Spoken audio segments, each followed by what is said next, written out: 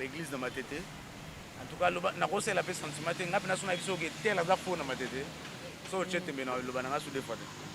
Wana po ma tete pene za kombina ngai. Après lemba ndena bika savubu ndambo mukeli ngwala.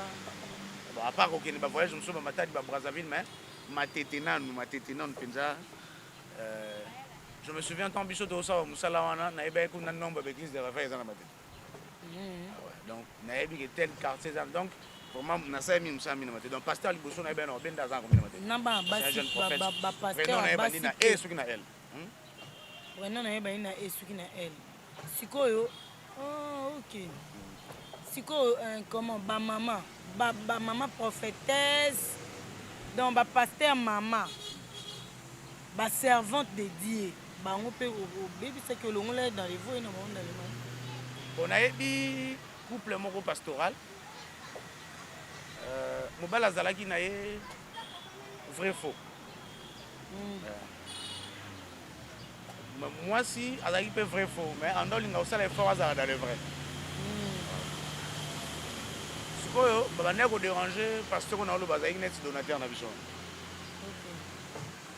na joa mosala wana nazalaki parmi bato bajoa mosala wana na ba pasteur mususu pour que couple ane panzana pour église ane longo à côté wana pour voilà couple panzana ba divorcer a divorce église de Koufa moi ça commence à église wapi mobala meka église commence wapi donc voilà alors c'était ça le on a fait ce travail OK parce que après ko mema ba tuna ba vrai na faux kuna siko ba récompense ndé d'abord récompense à liboso za komata lisusu niveau moko spirituel ezalaki komata ko eza souté nabi to beta lisolo kala ti otuni question kala on a répondre on a ndenge kala ezali komata niveau moko spirituel voilà donc soko sali eloko ndenge wana d'abord c'est une grande fête ndeka balobaka na lola ke so mo pagano moko komi mwana nzambe c'est une grande fête là kuna peso ki mo pagano moko komi mutanzame moko komi pagano kazi babenga pagano c'est une grande fête aussi. Alors, et c'est un peu ça, na muto pas nzambe ya memi mutabongo na nzambe. De la même manière, peu c'est ngozali na muto ya memi mutabongo pas satan. OK. C'est une grande fête remplie d'honneur. Ba obenga yo olia na mesa pena ya mokonzi ko. Donc na moment on appelle ba o nyonso ba ozana fête sona so zongi na bango na monde na bino réel. Ba ozana na bango awa. En tout cas, c'est bon jour on a kabela 500 euros, kabela 1500 euros, kabela 2000 euros. Ce que vous allez faire, nous fait mal. Donc c'est comme ça. Mais au Kabaka Mbongo. Ah oui, mais on a une interdiction formelle aux commerçants à cette époque de faire des affaires quoi. Et ça s'attaque à Bino. Parce que ngana oliakara, on sala bomba dansel. Donc je prenais l'argent, je mangeais c'est tout. Si qu'autant au quotidien musala wana. Au tigé qui journalisme parce que yo kena ne po mata bien que va penser que yo service mususu. Après, au salaire non sous TVT. Bon, natika qui journalisme maintenant nous en 2012, natika on a nommé. À salaire na au salaire ngol susu na 2017 tant on a 2016 natika mambango. Ah, na ce que fana luka moi sur via kolia tout ça na bandeur ce ko débrouiller moi le journalisme. Mais na baton nyon so na penza tant avant na natika qui journalisme on zaki na ngona. Na 2006 2007 on a tanga non c'est un journaliste. OK. En 2011, c'est vraiment en 2012, je dirais en 2013, que vraiment la salle de journalisme était 2017. OK. Si on a la télévision, c'est qu'on a pour le BLM sur la Bensinga, voilà, on a mais on a si on a remise à votre trophée, je ne sais pas. osala mo eloko moko boye bopesaka bapaster batrophée babrevet nayebi te wana mpe eloko wana ezali na kati ya masolo mabe wana ezalaki initiative na nga personnel. ok Initiative na nga personnel. Bon, je dirais moni na kati na biso ata oza so ndeni ate dingwe mwa bonzambe ezala tant plus naosala mosala wana plus naotanga d'abord naotanga na makambo wana plus toofana na bapaster naocomprendre mais c'est qu'il faut pasteur azalaka te plus parce qu'on vivait vraiment avec des pasteurs na bapasteur oyo ngai nanu avant donc je dirais en 2006 tondo ebaki baza bapasteur oyo tobangaka bamama biso abeta biso basolo wana bahomme de Dieu et tout ça parce que maman na ngai azalaki catholique après alongaki catholique ala vivai ntango ebele na réveil bapasteur bando respecté surtout na bandi komona bango kuna mosusu nazoyebi biso azoboya c'est ce qui a fait qu'à moi en 2012 ntango nasisi otanga nde nalobaki bon il faut na mettre en place eloko moko ebanda osala la différence entre bavrai pasteur na bafaux pasteur c'était ezalaki mpena ntina na ngai mais sikoyo ezalaki ramasse epa de quoi adana nazalaki na bango ezalaki plus ramasse mpa bafaux wana nde bandaki plus koutiliser mwa lisangana pour promouvoir bango mpe susu donc au lieu de donner des trophées plus au vrai on les donnait au faux quoi et tolobaki baba vrai donc bopesa bafaux voilà bavrai baozwa te toyebi na biso bavrai toyebi ke oyo aza vrai oyo aza faux molio soko topesa bavrai donc boprime nde bafaux tozo encourage so bafou yango tolobaki baza vrai en tout cas eza parmi babiloko nasengelaka nzambe pardon nayebaka ete un jour so nzambe apesinga moyen à travers peut-être ma sœur Nassi Bouto, ça est l'homme au Bénin, parce que c'est important aussi, hein. Il faut encourager à vertu, à vraie valeur dans mon cas. À ta base mouké, mais base quand même n'a pas ça va l'honorer, c'est important. Parce que bah ça me semble trop dur, mais bon c'est compliqué. Sikoyo, na monde na biso boye nde tovivaka. Okoyebisa biso ba interdit ata mwa ndambo oyo tovivaka nango par ignorance esunga biso. Ndenge ozoyeba biso ke cher soko omoni paster atemi na cher boye seke cher wana eza nsini boye nini boye eza boye sikoyo biso sikoyo bato toteyaka te toyembaka te tosalaka boye tovivaka normal toyebi te soki bino kuna bwana omona biso ndeni toya bavrai faux bafaux vrai je ne sais pas mais osunga biso babiloko oyo bato basala ebele na ignorance oyo eza quand même mabe oyo atiraka milimo oyo esalaka ke mais moto bacontactaka ye toto azwaka babotutu ekozala nini nani eza mingi mpenza parce que soko obebisi faux pasteur moko fete esalamaka mingi kaka te mpo obebisi motu moko wana fete esalama parce que na nsima pasteur wana soko aza na 100 fidèle tobebisi dans 85 fidèle 15 wana bakoéchappe mpo nzambe ana bandenge na ya batela baoya ye soko obebisi pasteur moko aza na église à 3000 personnes. Donc déjà, pour réussir 2000 personnes, déjà, au pasteur, on a détournement, on a à côté. Alors, par conséquent, dans ma mine, mon aide sonne, c'est le pasteur, c'est par exemple, mon aide le bar. Il y a un maï, il y a un pasteur, il y a un Congo, moi bien, comme bon, tant que vous avez pas réfléchir pour n'abattre le bébé. À quel Israël, il y a un maï, moi, Jourdain, à Biono. Non, t'es comme maï. Ouais, en fait. Mukolo to monaka événement wana zali d'abord de l'autre côté aussi. Alors tant que réunion tobi na tuni l'un de pasteur na vie yo bino to ebisa sala makambo ote akekota bakabali juif na na zala na wana akoti bakabali juif na ye à part makambo oyo ya biso na bien bon le temps on le baye paye voilà ne moko pasteur attaqué absabi ya so bandi bien so bon côté que le bon journée no qu'on fait bon ah bon on a eu mon avis sur hein terme on a essayé zagi ah eu mon avis sur tout ça voilà en fait moi tant on sait qui mais moi j'ai du mal je me suis dit à moi-même c'est par hasard bon dans mon connaissance au mouké au batu baroza non est-ce que les gens peuvent se poser la question soit tangi pena acte des apôtres bien mon colonie Paul a joué à Maya Jourdain na kenango na Grèce na Éphèse ah c'est un beau homme et oui Jourdain m'a baptisé Jésus bon bah ça l'on teste que yo ça l'on dit voilà il faut que les gens comprennent comment les disciples soient parce que là bango de mayo on va de temps en temps ils peuvent en faire des tours quand même hein bah ça l'on mais comment il y a ça l'on les gens comme ça mais n'ingo le bapo à niveau de maille et la recommandation occulte pour la faux pasteur je dis pas bah charlatan et tout vrai faux balanda bien selon pépé pasteur nyonso alobaka ke soit aye moko na bamai na ye belebele bayiti abondela abondeli mpono ya pasteur moko azalaki nayebi te so azalaka na jeda omona basoka na basosiété ya mai nayebi te mwa bayitala bapaki ebele e soki alobi yando teka moni bato bakoma oyela me mai mpo mai esili bandimi so bazwi te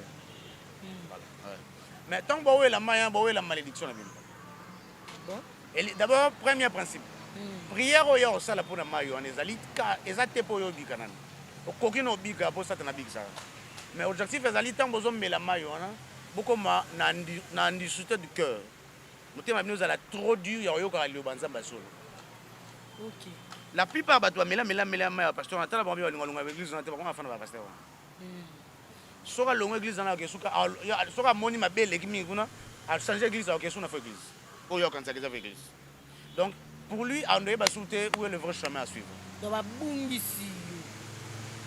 parce que l'eau c'est signifié dans la Bible comme la parole de Dieu maintenant lui il va détourner cette eau là na ba prière moko purement satanique recommandé par les diables il y a très longtemps il y a monde ba vent na ba mai tout c'est comme belé ba vent et ba huile comme belé parce que l'huile aussi est signifiée comme la parole de Dieu aussi dans la Bible. Bah vent il y a tout ça hein, net so ba blo moi bongo. Ba blo net so to so la mungwa par exemple. Zama ya mungwa, zo mungwa changa na mai sokolango. Zo mungwa changa na mai sokolango. Tango yo zo sokolango, okoki po bika non na promo oyo localité. Okoki po ko solution. Mais entre les deux, aux solution ou pas, il y a recommandé sur les occupants, il y a recommandé ça la bonne pour et hors de pesa mikuna. Muta sokoli maya mungu anafacha na mutu na yeye. Keza d'abord bana na ende akabi pas satana bana ba oyeba nzanza mbele. Le diable en a besoin. Le diable a préparé à l'inga séduit dans génération. Azala déjà en possession de la génération parce que vous savez il y a un problème. Le diable déjà comprenant que plus les gens sont évangélisés, plus va a difficulté aux bana ko dédier bandi ba ko na bisondo sala ba mama biso. Ba dédier bana ba ko. Maintenant il faut créer une stratégie pour faire passer. Voilà. Comment il va avoir et comme ils sont bénis par les diables, qu'est-ce qu'ils vont faire? Si ils sont bénis, c'est parce que oui, jamais mungwa na tsapa tapoto na no iparité ba ba ko zape ba bloko na passer ba nyokola bango. Jamais mungwa, sokola maya mungwa. Voilà, sokola pendant 3 jours. Oh, soka arrivé ko boti nzamba solo ga so boti. Mais bana wana déjà so kababang. So arrivé que ça pour moi libala, aussi libala tango bota, bana kabo. Il y a encore ce qui est grave, ezali, mutonyo sa sokola maya mungwa wana. Ce qui faut vivre 60 ans na mokili. A kufa na 50 ans. Disons que ça la industrie il y a 2 mois. Attends, 2 mois c'est un peu vague, c'est un peu péjoratif ne pas de lobaka. Mais OK, ça la 10 ans on apprendre. OK, ndesika fala akepe mana. OK, ça on a molimo nde baba molimo etelengana. Ezala pe ya solo. Molimo ezo telengana na molimo ezo travailler da blomi bale. Améran na o amo bené ezo travailler da des choses. Yé pena ezake sans le savoir, aibi que ça 4 ans qui agerait. Sans le savoir parce que tout simplement le diable ça recommandé na stratégie moi mingi. Ba mungu wana, ba mayo, ba oteka. Beaucoup de travail hein, je peux comme exemple après on se retrouver que alors ça na société moko ya munene na tesekil ya bilamba kuna ba société bilamba ezala oh luka bokisi ça so voyage ça lo mona tina tuni mutuna yo mtokenda kuna bisa biso kuna ba société ya ba bilamba ezala kuna ouais la société ya bilamba ba société ya ba J tout ça il y a des gens comme ça quand ils prient on ngamba moblo on a étondi oui ça vient de là. Il y a des gens qui travaillent là-bas. Lui, il sacrifie des gens pour que les gens aillent travailler là-bas pour que les gens aient ça. À côté, il y a 40 cartons dans la chambre froide, mais si on va kangi la nuit, il y a une salle avec 400 cartons. Bah, salle avec une transfert koto. Après, biso na moi to eto sombi. Après, sur le Léo Lobio, Bible Lobby, tout est pire pour ceux qui sont pires. Mais on va bien. Et ça pire pour nous, on va pire. Il y a ça pire. On va le mot peut-être maîtriser. Donc c'est ça le problème. On va bien inverser le bien. Oh, tout est sanctifié par la parole. Qui peut te sanctifier? Et quelle parole que tu sanctifies? C'est que le roi a balanzamé, toi, on a interdit. Tu ne peux pas faire à ta Bible et le Bible bon au ça. À ta Bible le Bible bon et le Bible, ce que Bible le Bible moi dans Zambie ça là oh yo. Ça d'abord l'assurance que ça moi dans Zambie pour ça là. Ça d'abord trop sûr de toi que je suis réellement enfant de Dieu. Pour ça moi dans Zambie na quitté tité. Ngala moi dans Zambie. Ouais ça bon. en respectant des principes, être réellement un disciple, on en est ça va. Puis le bien que ne soyez pas conforme au siècle présent, mais soyez plutôt transformés. Alors, soit aux arts, c'est compliqué pour nous. Donc, ça a multiplié la stratégie belée. La stratégie belée à travers l'église. Ayebi ke bato belo linga ke bandako nganga te biso to botami na ndako bosami na famille ba papa linga nzambe tout ça. Maintenant tout ça les diables ils créent des stratégies, ils multiplient des stratégies. Pour faire en sorte que maintenant qu'est-ce que je dois faire pour que bato ba kanisa ke ba okenda nzambe parce que le diable local bossa ça c'est détruire notre pensée. Voilà. Bato ba kanisa ke ba ndako nzambe ko ba ndako nzambe. C'est ce qu'il fait. Maintenant dans leur réunion là où bato belo sanganaka ils ont une stratégie musu ça na mtape ça ngote email roi yo. Mon appelle grand-mère habite Iyo Yangwana. Voilà. Donc, vous avez une sa réunion. Voilà. Donc, quand je dis grand-mère, c'est ça pour comprendre. Parce que nous avons bien Satan, c'est un vrai nom. Tant on diable bêtise solo, tout ça, c'est un vrai nom. Parce que les lots, au Yoga Nanzem, on a Boaz. Il faut qu'on soit un yo ko sanzembo yo mtu aimba yo va tout ça bio ça mazam yo va ouais donc tout ça donc oh là ouais donc c'est yo va ouais bah moi bon c'est mais ça moi c'est beau tout ça d'abord on a clip dans Zembo c'est dédié par par grand maître donc maintenant bango kuna combo et ça la moi rage mingi o bango ba benga mingi. C'est le grand maître et le grand architecte. Pourquoi c'est le maître de l'univers, pour aller tout ça. Ce sont d'autres stratégies qui viennent comme ça. Au moment où Basangi va réunion, on va dire que ça l'année pour séduire, impudicité à la main. Bah oui, église, pas na charge de mon boss. Bah oui, bah ça la brasserie, pas na charge de mon boss. Bah ça la bilamba, pas na charge de mon boss. C'est un des choses qui monde l'île. Ok. Donc, il va être ça, la forme est beau. Tant qu'il porte ses habits avec des pentacles occultes, Bilamba, automatiquement, comme ce sont des pentacles occultes, ils vont affecter faible, et on comprend que c'est retrouvé dans le monde, il y a une pédicité. Mais nous, notre brasserie, ça la qualité à Masanga, et ça la question de méditer, directement, comme on a posé, il y a ça là. Bino, pasteur, voilà, c'est comme ça. Quand le diable a posé ça, que plus na Congo, plus, je dis, plus na Congo, divorce, c'est ça la mamine. Il a utilisé plus de pasteurs. Et le pasteur va à la base de la divorce. Moussous va comme un prime à mata grand, bah parce que yo, na nenga ba tuba yedo mingi ndi mo boya na mo sino. Ko ba mo na divorce comme normal. Comme ça biso comme match. Ah boya ba pasteur bela boya na bon. Ah bien ça va ngana proférer le moto boya na mo sino. Va proposer moi moussous. OK. Donc ce sont des stratégies comme ça. Allez, babandote ya soko yeli tel problème l'église, il y a tel problème c'est parce qu'on a un problème na fiancé na ça m'a la sanga za yote. Ouais. Donc bazui ba recommandation et au moins la musozo me mabinga lelo tambo ça va réunir après 3 mois, va réunion trimestrielle là. Après 3 mois, ils ont présenté combien de divorces que lui il a causé dans son église.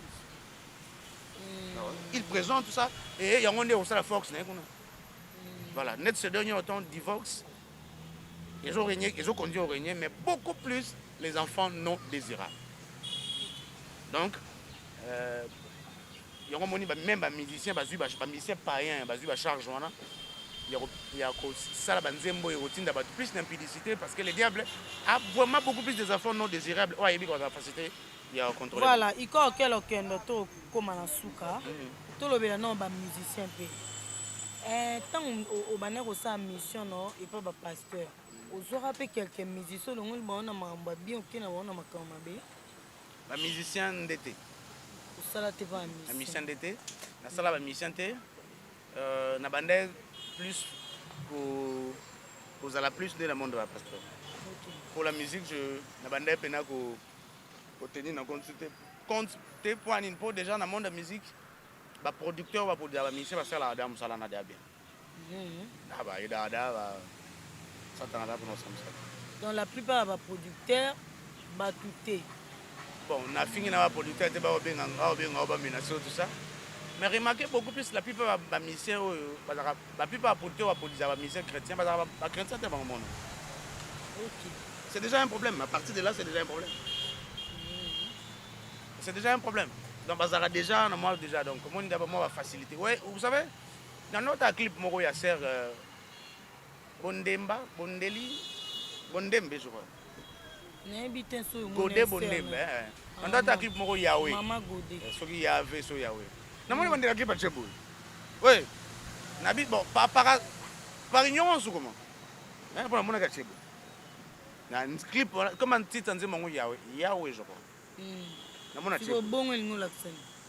Parce qu'il fallait acheter des bandanas. Il y a ce qu'on a acheté. Naquel an, on a des détails pour le bon scandale. Mais je dis tout simplement ça. Il fallait acheter des bandanas à Kanya. Bah, monsieur, bah, rappeur, bah, américain, mais péo, bah, tchaka. Na boy, n'a pas des détails là, il me Quand on a tout les amabé. Na vie, na boy, n'a pas des détails là, il me mais na vie, quand on a mon serre Godé Bondeli, na mon acheté bon.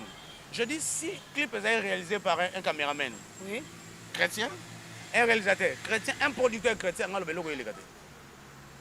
Ce qui a salé en na ignorance. C'est déjà important. C'est très important. Vraiment, ça est loco. Et là, ça, c'est pour les enfants de Dieu, c'est pour Dieu.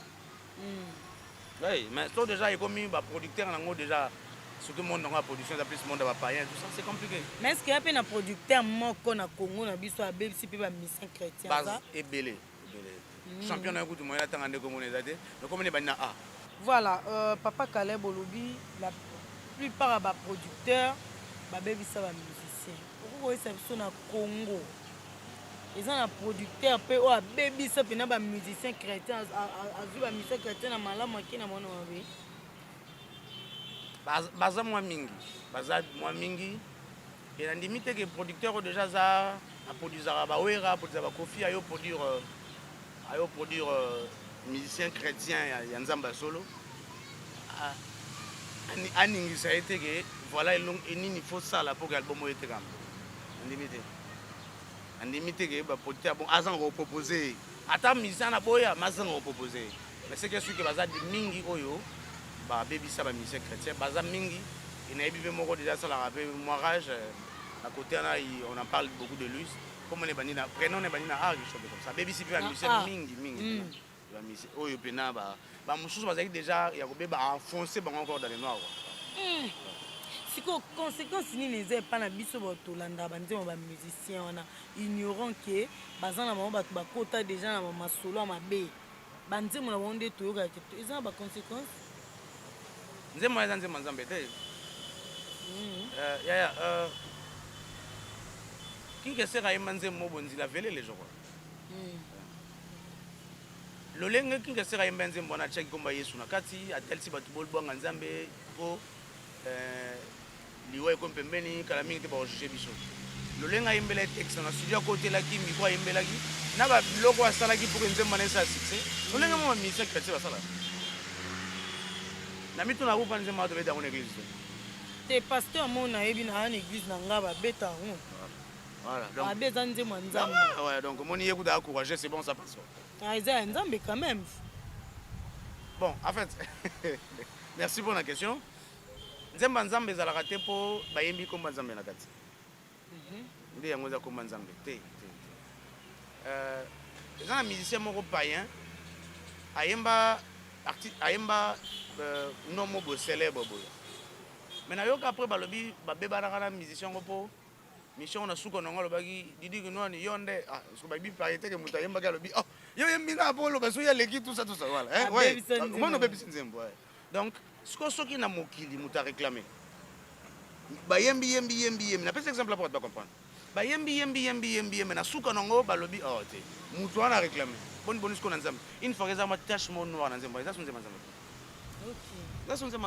c'est pas que parce qu'on a chanté Dieu déjà la motivation tant dans la motivation dans l'inspiration quand l'inspiration n'est pas du Seigneur c'est tout ça n'a rien à voir avec la chose. Si conséquence c'est nini biso bato yembaka nzembo modèle wana tant il y a que pas occultiste moko nganga moko boye nganga na pese esprit pespona aider à ça succès hier azana posaka à ça la succès mais esprit wana osuka kana pese succès esprit wana est dans la chanson muto nyonso akoti nzembo wana ndako na ye nyonso azo koyemba nzambe akoyemba nzembo wana l'esprit entre dans la personne et parce que l'esprit baleka bato lebele souci na bango ezalaka bazwa place epai ya bato yango mona yango mutu mo aza na 500 esprit ye moko o nganta ba délivrer ngai 80 milimo okaki nga bakuto yoka otanga histoire ya otanga bible muto yesu azaka banda vanda na cimetière tanga yesu atuni boza combien abi les gens donc toza multitude d'esprit mais nanzo to moko alors l'esprit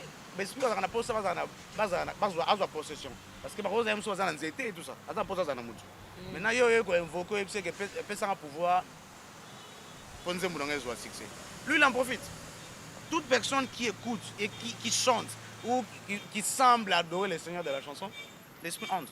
Maintenant, cet esprit, quand il entre dans la personne, il entre dans sa maison, il a la capacité de tout faire. De détruire son mariage s'il veut, de gérer la famille comme il veut, à travers la chanson. Pas trouble, voilà. Bon, à la calme, on va la maintenir, mais il y aura toujours quelque chose dans la langue et ça ne va pas. Bon, on ne va pas ça ne va pas. Je crois qu'on dit film on est elle a rien à voir dans tout ça. Elle a rien à voir dans tout ça. Et ça juste c'est des somba qui na mbongo na yo, mo somba qui esprit o yaki o de tout. Si on a ba musicien ka. Je savais so ba na Congo est-ce que ba musicien ba beba te baza. La musicien chrétien. Oui, bazali. Il y a quelques-uns bazali. Maman aussi. Na domaine nyonso nzamba ba toujours réservé ba ouais. Bazali. Bazala on ba koza atama 2% ou 1% sur les 100%. Il reste ba beba. Na ba sinemibali. Ba ope ba na ba succès. Ah oui bazali. Ni ba beba. Même oyo ba zape na nzamba solo baza 1% na ba zape na succès parce que Satan a raté d'appeler ça succès d'ailleurs. Les gens ont montré ça succès le roi Jésus. Même Satan a succès le collègue Jésus. Voilà, tout comme na souka, les téléspectateurs balandi biso bandeko ba retenir nini d'abord par rapport à mon tombeli pour le mot de la fin. Bon ce que dans le message na koyebisa bandeko nyonso ba Holanda biso ya malamu eza boyeba ke mokili eza vraiment dans le noir. O toyebi wana to kanisa te ke toyebi penza. O toyebi na penza mingi te. Et c'est na biso ezana biso mutu ya mingi to luka connaissance penza connaissance à solo to luka église à solo po mukolo toza liboso nzambe toza responsable biso moko bibelo bana biso ke ba o juger ba serviteur nzamba bi o juger ba serviteur à lokuta ba oza doublement jugé po nzamba yebi po na le bon po bana responsabilité ko mema biso vers ye mais quoi bango ba zo détruire biso ba oza doublement jugé pour na bango et pour na biso mais biso liboso nzambe tozaje pour na ba faute biso to sali alors et ça vraiment ya mutu ya mingi ke to zwa formation ya malamu so ozana mwana atanga na lubio na mwana atanga bolimbisanga terme na sebisumba ata lelo président mboka sali ke éducation comme bien mwana atanga na sebisumba kala bana même éducation te so bocho mo pe entreprise bomona ke tuna bongo fonctionner des modes résultat pe za des modes. Alors moi no pe yo zolanda so poza na église à faux pasteur na muto za église à faux pasteur bien nyonso bo produire résultat mo. Donc c'est important d'aller chercher des hommes de Dieu qui marchent encore dans la crainte du Seigneur. Des hommes de Dieu qui craignent Dieu. Bazana censé à repérer ce nourriture au temps convenable. Satan a posé na biso te. Satan za moi na nzambe te biso nde to aba na nzambe. Alors Satan jalousie ne zalara po biso to zaka ba na nzambe. Alors, Azan a posé ça que Bishop est tout le monde, ensemble tout perdre le roi. Alors, Azan tellement risé, les mythes bundarana, Azan tellement risé. A multiplié la stratégie, belé, yo, tcha le colobi, que ah, Azan baza, que ça rien à voir avec Dieu. On m'a fait attention, cherchons là où est le Seigneur. Et au son, Bishop, moi, tout le monde, tu vas changer mon qu'il soute, pas mon qu'il est peut-être à m'échanger. Mais au moins, tout le monde là, na moi, royaume, mon boyaba, Azan. C'est très important. C'est très, très important. Ndeko baoka ba banzima ba musicien ba beba ba supprimer na ba téléphone ba buka ba CD ba yoka ngo soute ba sani. Merci beaucoup maman Nancy. Déjà na lingi na kende d'abord ya loba boye avant na pesa conseil wana. Maman Nancy a un téléphone, na pe na téléphone. Maman Nancy a beta nzembo mo. Maman Nancy na se pe na nzembo wana ya frère na biso makalamba. Pesa ngango. Et na nzembo wana ke na ndaku na butu na chango na baniko adorele nzembo na nzambe. Ça c'est du fraude quoi. Na nzembo wana d'abord na fraude. Pour makalamba ya profiter na rien. Na ndenga tindeli nzembo wana. A profiter na rien. Ah ouais. Pour nazwa nzembo na malamu faut na kota na internet na télécharger nzembo wana makalamba a gagné quelque chose et moi tant quand j'adore parce que je paye un prix nazwi pe nzembo d'une manière légale ça aussi il des photos sala d'abord le bosso na to sala yango wana OK que na ba terminer c'était na ba rond point au place to télécharger musique na 100 francs autant d'ici flash et tu viens adorer ça dans le Seigneur non bah mission les lacs piraterie ça c'est pas sérieux d'abord tout ça d'abord logique à ce niveau là parce que ça t'en a comme tu n'as niveau qu'il y a des certaines choses qu'on fait qui n'a rien à voir avec Dieu qui n'adorent pas le Seigneur qui ne glorifient pas le Seigneur mais nous croyons que ça c'est Dieu on a peut-être on aura le temps aussi d'en parler na frère Nassi Magamusus mais vraiment pour nos ressources sur le baquet yo ozo ye manzembo yo mutu ayembi yango titanga ayembi yango ayebi ka yembi on a milimo na c'est yemba nzembo yo je te accompagner yo pour bazana posta ke batu babunga nzela moni lelo le bato comme ah boyepe est-ce que tu okende voilà les gens se retrouvent c'est comme si à celle d'un chemin moulai mais place à keza ngote ouais c'est voilà de satan lingi tout comme bongo mais l'air est encore il est encore possible pour que tous zonga na sima c'est vraiment encore possible maintenant si sera accordé temps na lingo lo baboye ezana nzembo moko boya nzoto na ngai elati ndoto na ngai elati nzoto voilà dans la chanson c'est un peu compliqué dans la chanson après par exemple moko Joseph c'est un pasteur aujourd'hui il dit dans la chanson que Joseph a tekamaka pona kolata pona kobeta ndoto na ye et ce qui a interdit yo que obeta ndoto te po bandoto muso bandoto obeta batute là il dit vrai mais ce qui a interdit yo un exemple à Joseph là il vous trompe parce que ce que Joseph a beta ki ndoto wana te ngwa te kamate prophétie oyo nzamba lobaki sur Abraham ngai pe kokisama te parce que ye moko Joseph na histoire na ye ta bandeko ne bakomi kolela pona ye ke limbisa biso abi non bosalaki mabeta bolukanisaki bosalanga mabe mais nzamba transformer yango na bolamu et abandi koyebisa bandeko na bi nzamba alingaki ezala boye pour que prophétie oyo apesaki na koko na biso Abraham ekokisama siko yo ozolobake non histoire wana Joseph yokobeta ndoto asalaki mabe ye mo ozolobake basala mabe te donc bible c'est nzembo wani ya mabe toyemba donc nga napesika conseil tenga mpe natuni kaka donc nga nalingi koloba boye na question wana si abakisi awa balobaka na français soki texte ebimi na contexte na yango ekomi prétexte merci beaucoup